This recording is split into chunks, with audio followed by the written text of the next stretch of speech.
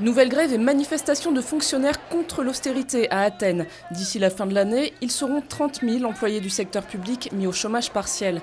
La crise grecque au cœur des préoccupations du FMI. Pour le Fonds monétaire, le deuxième plan de sauvetage doit être réexaminé pour se concentrer plus sur une dette soutenable.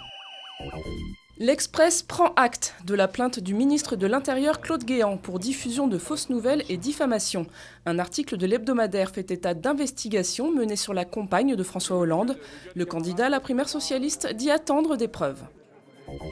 Nouvelle révélation dans l'enquête sur le crash du vol Rio-Paris qui a fait 228 morts en juin 2009. L'analyse des deux boîtes noires fait état d'une confusion au sein de l'équipage, mais les experts n'en tirent pour l'instant aucune conclusion.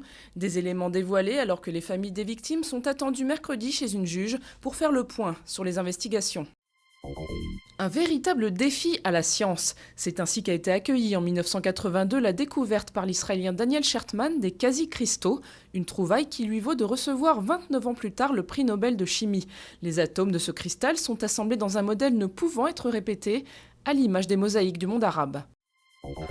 Tony Parker de retour en France. La star française du basket va porter les couleurs de Villeurbanne, le club dont il est actionnaire, et il y restera jusqu'à la fin de la grève du championnat américain. Sur les parquets français, Tipeee ne gagnera que 1 500 € par mois, mais pas d'inquiétude. Son dernier contrat avec les Spurs vaut 50 millions de dollars.